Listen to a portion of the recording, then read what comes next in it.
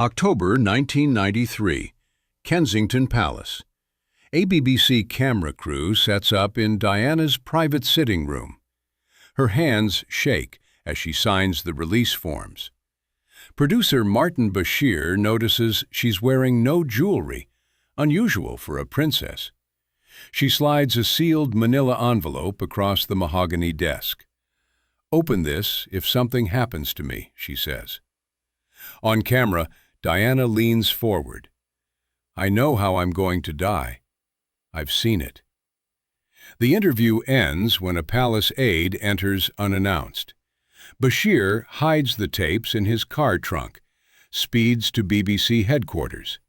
Palace lawyers arrive within hours, demanding the footage. BBC executives lock the tapes in a vault marked "Classified, Do Not Air." Jump to August 31, 1997. Diana dies in a Paris tunnel.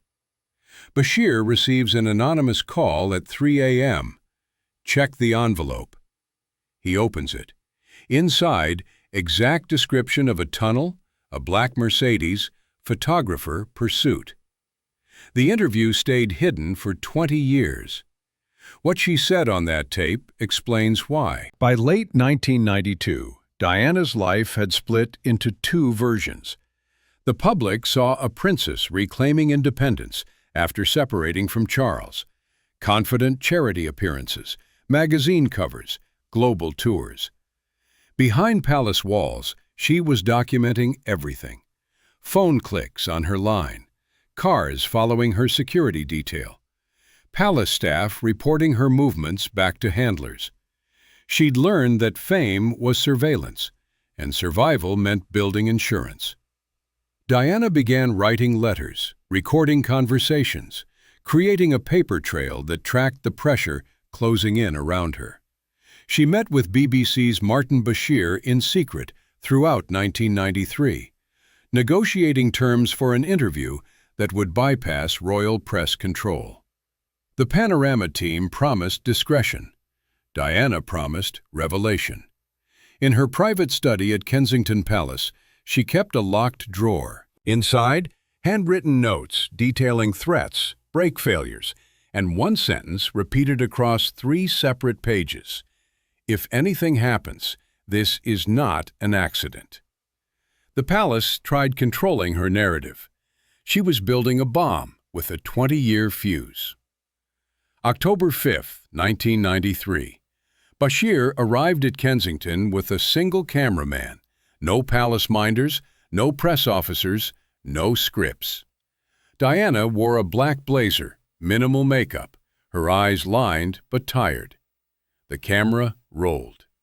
For 43 minutes, she spoke about betrayal, isolation, feeling hunted within her own life. Then she went off script. "There are people who want me gone," she said. "Not retired, not quiet, gone."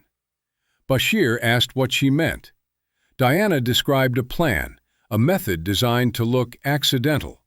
Car crash, brake failure, tunnel location for maximum chaos and minimal witnesses. She named intelligence services, mentioned arrangements being made. The cameraman's hands went still. Bashir asked if she'd put this in writing. Diana reached into her jacket, pulled out a sealed envelope, handed it across. "My insurance," she said. The handwriting on the front read, "To be opened only in the event of my death." Bashir slipped it into his bag. The interview ended when a palace aide knocked. Diana's face went blank. "We're done here," she said. The tapes left with Bashir. The letter stayed sealed. Within 24 hours, BBC executives watched the footage in a secure screening room. The energy in the room shifted when Diana described the tunnel, the brake tampering, the intelligence involvement. Legal counsel was summoned. Palace liaisons made threatening calls. The tapes were classified immediately, moved from standard archive to a vault requiring 3-person authorization. Only 5 people inside BBC knew the interview existed. Bashir was told to bury the story, Forget the footage. Destroy his notes. The envelope stayed in his personal safe at home. He didn't open it. Opening meant acknowledging what Diana had predicted, and that felt like tempting fate. Meanwhile, Diana continued her public life. Charity galas, hospital visits, paparazzi chases through London streets. But privately, she updated the letter, added names, refined details. She met with select journalists, dropping hints about insurance documents and evidence that would surface later. Her close friend Rosa Monckton later recalled, "She told me she'd prepared for what was coming. She said it calmly, like discussing dinner plans." By 1995, Diana had created multiple copies of her letter, one with Bashir, one hidden at Kensington, one offshore with a lawyer. The palace thought they'd buried the BBC interview. They had no idea how many versions of the truth Diana had planted. Throughout 1996, Diana's car experienced 2 brake failures. The first happened leaving Kensington. Mechanics found fluid leakage they couldn't explain. The second occurred on the M4 motorway at 70 miles per hour. She managed to coast onto the shoulder, shaking. Her personal protection officer filed reports. Palace security dismissed both as coincidence, routine wear.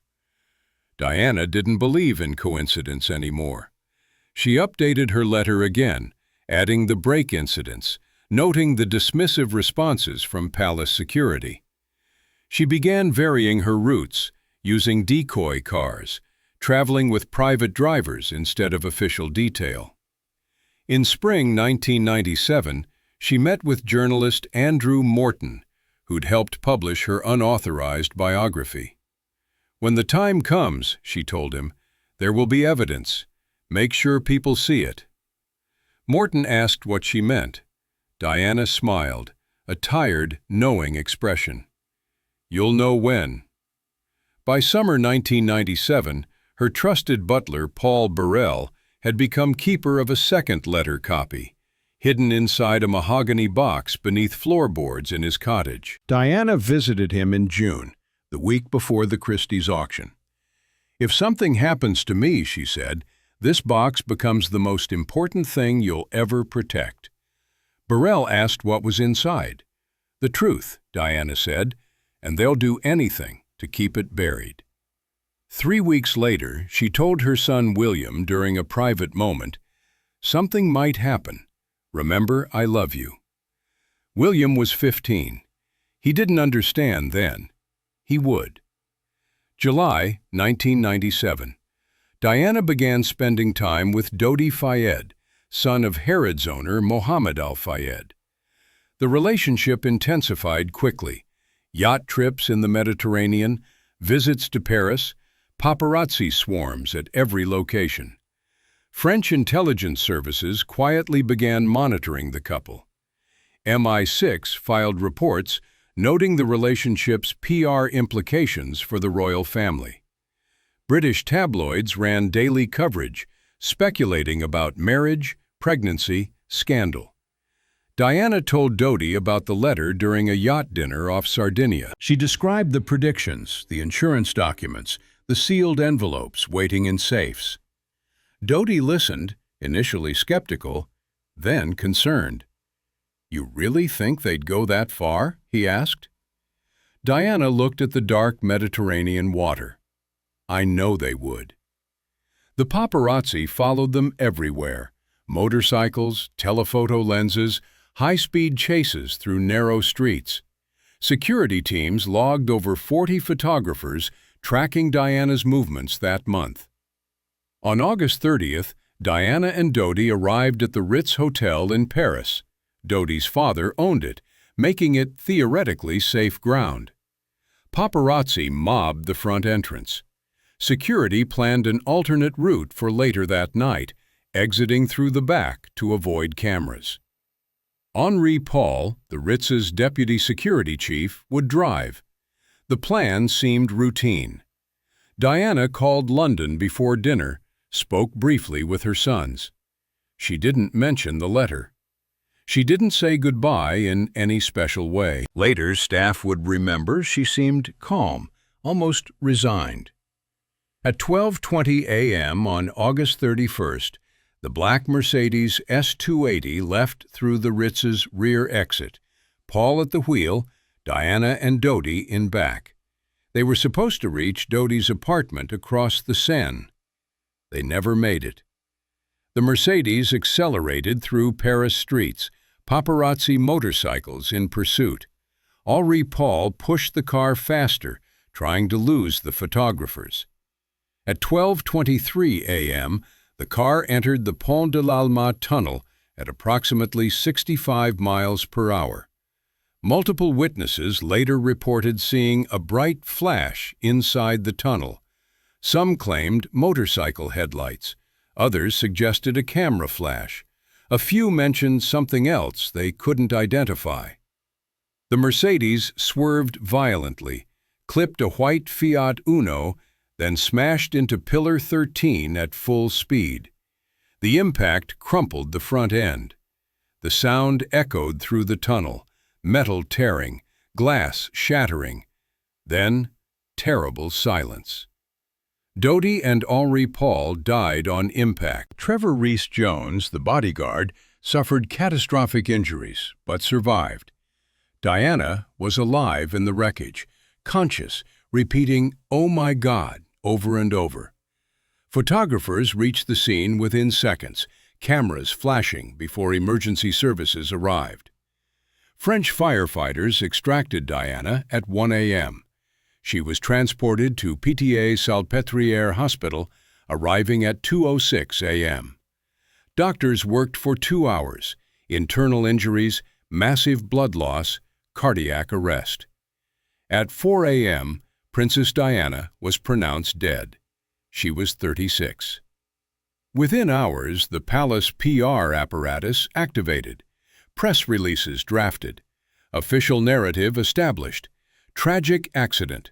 Drunk driver. Paul's blood alcohol would later test 3 times the legal limit. High-speed chase. No foul play. The story was clean, simple, containable. Back in London, Paul Burrell woke to the news at 5:30 a.m. His phone rang immediately. A coded call he'd been told to expect if Diana's predictions came true. The voice said, "Time to secure the package."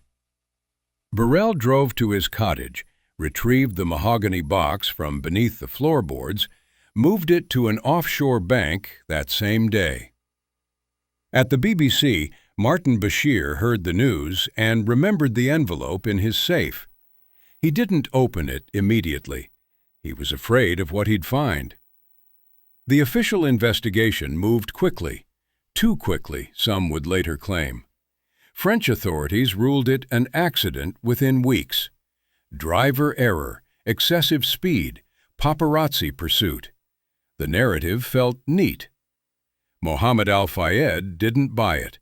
He'd lost his son, and the clean official story didn't match what Dodi had told him about Diana's fears, her predictions, her insurance letters. Al-Fayed hired private investigators, former MI6 officers, forensic specialists, accident reconstruction experts. He demanded answers. The French police files showed inconsistencies. The white Fiat Uno that witnesses reported, it was never found. Security camera footage from the tunnel and surrounding streets had been wiped or was mysteriously unavailable. The tunnel's lighting system had malfunctioned that night. Henri Paul's blood samples showed suspiciously high alcohol levels that didn't match his behavior on hotel security footage hours before the crash. Witnesses who'd reported the bright flash were never formally interviewed. Some changed their stories under pressure. Al-Fayed's team documented everything, built files, prepared for a longer fight. Meanwhile, Bashir's sealed envelope remained untouched in his BBC safe. He'd received a warning call the day after Diana's death. The voice was calm, professional, unnamed. The interview stays buried. The envelope gets destroyed. This is not a suggestion. Bashir considered going public, imagined revealing Diana's predictions, showing the world that she'd called it years in advance. But he had a family, a career. The weight of state pressure is difficult to describe to people who've never felt it. It's not always direct threats, more often the quiet certainty that some doors will never open again, some protections will vanish, some accidents become more likely. Bashir kept the envelope sealed. The BBC kept the tapes locked. The palace narrative held. But truth has a way of leaking, slowly, through determined people who refuse to let go. Paul Burrell, Diana's former butler, found himself in an impossible position. Police had raided his home, discovered 310 items that had belonged to Diana: clothes, letters, photographs, gifts. He was arrested and charged with theft. The palace claimed he'd stolen royal property. Burrell knew the truth. Diana had given him these items for safekeeping, specifically the mahogany box containing her letter. The trial began in October 2002 at the Old Bailey. Prosecution presented the items as evidence of theft. Burrell's defense argued Diana had entrusted him with the materials. Then something strange happened. As Burrell's testimony began touching on insurance documents Diana had left him, mentioning secrets she'd wanted preserved, the palace intervened. On November 1, 2002, Queen Elizabeth II suddenly recalled a conversation. She claimed she'd known all along that Diana had given Burrell items for safekeeping. The trial collapsed immediately. Prosecutors dropped all charges. Legal analysts were baffled. The intervention seemed designed to stop Burrell from testifying further about what Diana had left him. The mahogany box was never presented as evidence. It had already been moved offshore, hidden in a Swiss bank vault. Burrell kept silent about the letter's full contents, for now. But he'd learned something valuable. The insurance documents were powerful enough to stop a prosecution mid-trial. He began planning a longer game. If they wanted Diana's secrets buried, he'd need leverage to bring them back into light. Burrell published A Royal Duty, his memoir of serving Diana. The book became a bestseller immediately, but one passage stopped the world. Burrell revealed Diana had written him a letter in October 1996, 10 months before her death. He included a photocopy. The handwriting was unmistakably Diana's. The content was explosive. "My husband is planning an accident in my car, brake failure, and serious head injury in order to make the path clear for him to marry." The global media erupted. Conspiracy theories that had simmered for 6 years suddenly had documentary evidence. Diana had predicted her own death, specifically a car accident, specifically brake failure, specifically to clear a path for Charles. The letter validated every suspicion, every doubt about the official narrative. The palace issued statements. The letter showed Diana's troubled mental state, paranoia, nothing more. But public opinion shifted. If Diana had been paranoid, she'd been paranoid about the exact method that killed her. The British government announced Operation Paget, a full inquiry into Diana's death. Former Metropolitan Police Commissioner Lord Stevens would lead it. Every conspiracy theory would be investigated, every witness re-interviewed. The BBC's classified interview footage was mentioned in preliminary reports, though the tapes remained locked. Bashir was contacted, asked about materials Diana might have given him. He confirmed the interview existed, but claimed Diana had given him nothing else. The sealed envelope stayed in his safe, its contents unknown to investigators. Public pressure mounted. Diana's sons, William and Harry, requested transparency. The world wanted answers. The inquest finally convened in 2007. Operation Paget's investigation had taken 4 years. Lord Stevens had interviewed over 300 witnesses, examined thousands of documents, hired forensic specialists from 6 countries. In court, Diana's October 1996 letter was read aloud. Her prediction of a car accident, brake failure, the plan to clear Charles's path. Forensic experts testified about crash inconsistencies. The white Fiat Uno was never found. Security footage gaps remained unexplained. Henri Paul's blood samples showed chemical anomalies that some experts found suspicious. But the inquiry also heard from accident reconstruction specialists who said the crash dynamics matched high-speed impact, that Paul's driving was erratic, that paparazzi pursuit created lethal pressure. Witnesses contradicted each other. Some reported the bright flash, others didn't. Some claimed suspicious cars, others saw nothing unusual. The inquest lasted 6 months. On April 7, 2008, the jury delivered their verdict: unlawful killing. Diana and Dodi's deaths were caused by grossly negligent driving by Henri Paul and the paparazzi vehicles pursuing them. The verdict didn't say murder. It didn't validate the conspiracy theories. It acknowledged negligence, not plot. The conspiracy findings were dismissed as not credible. But the verdict's language, unlawful killing, left space for doubt. Meanwhile, the BBC interview footage remained classified, marked "Do Not Air" in vault records. Bashir had never testified about the envelope. That evidence stayed hidden, a bomb still waiting. By 2013, 20 years had passed since Diana's secret BBC interview. Classification periods on government documents typically expire after 2 decades.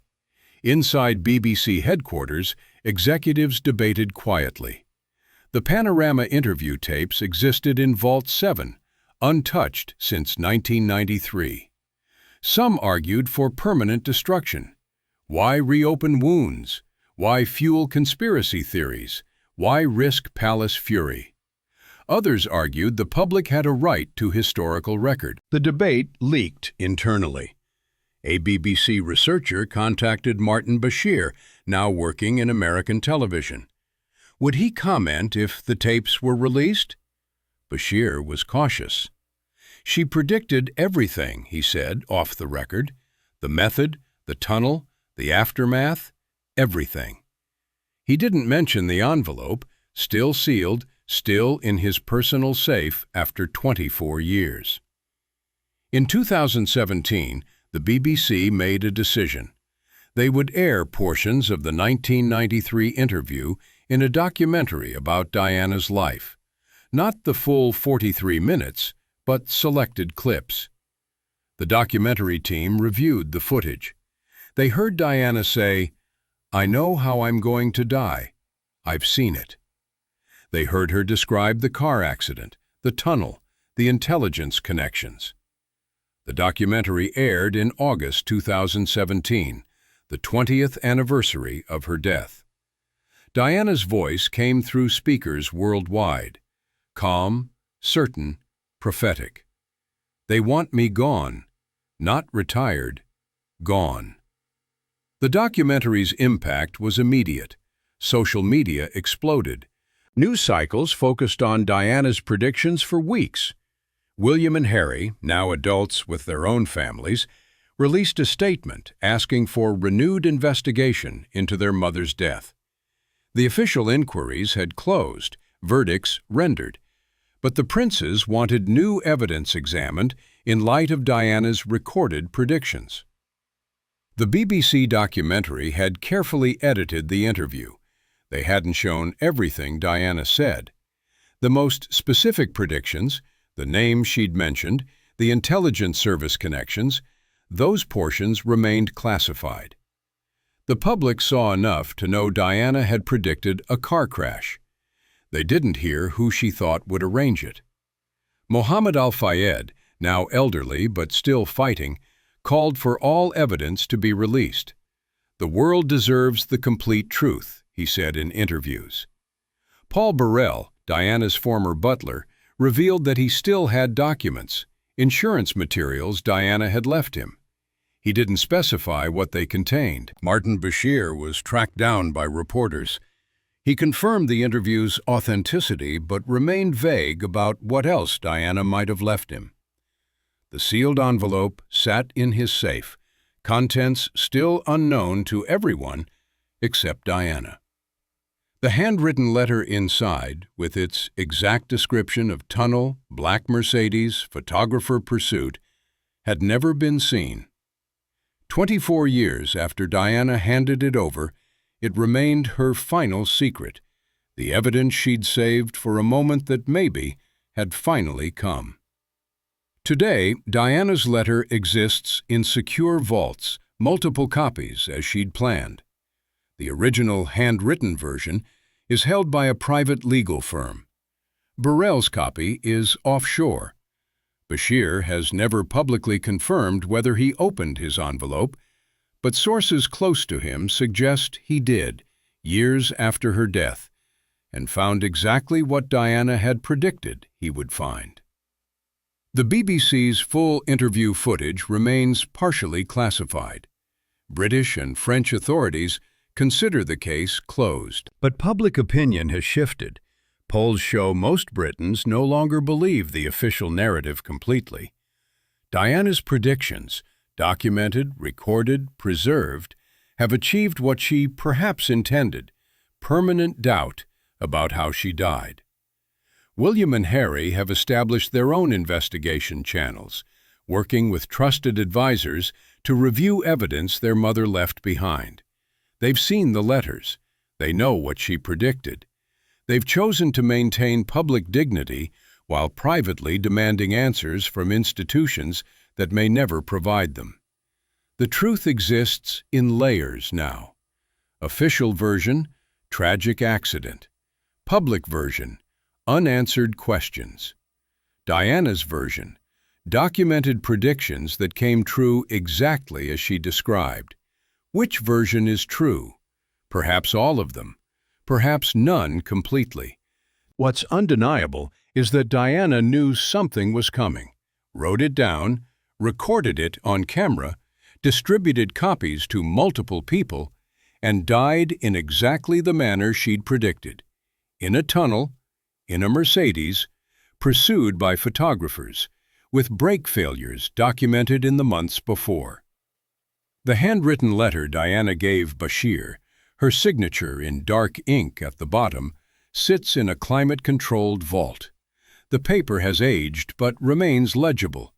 Her words, written in October 1993, describe August 1997 with eerie precision. The letter is no longer just evidence. It's become a symbol of what happens when someone with global fame realizes they're being hunted, decides to fight back by documenting everything, and builds insurance that outlives them. Diana's insurance worked, not in preventing her death, but in ensuring the questions would never stop. The official narratives would never quite settle. The truth would remain suspended between what the state says happened and what she said would happen. In the end, it wasn't about solving a conspiracy or proving murder or achieving justice. It was about a woman who felt powerless in a system designed to control her, finding the one weapon she still possessed: her own testimony, her own predictions, her own handwriting. They couldn't silence her because she'd already spoken to the future. The letter stays in its vault. The tapes stay classified. The questions stay open.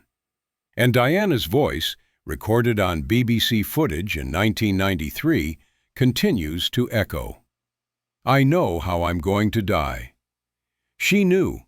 She told them. And whether they let it happen or made it happen, she made sure the world would always wonder which.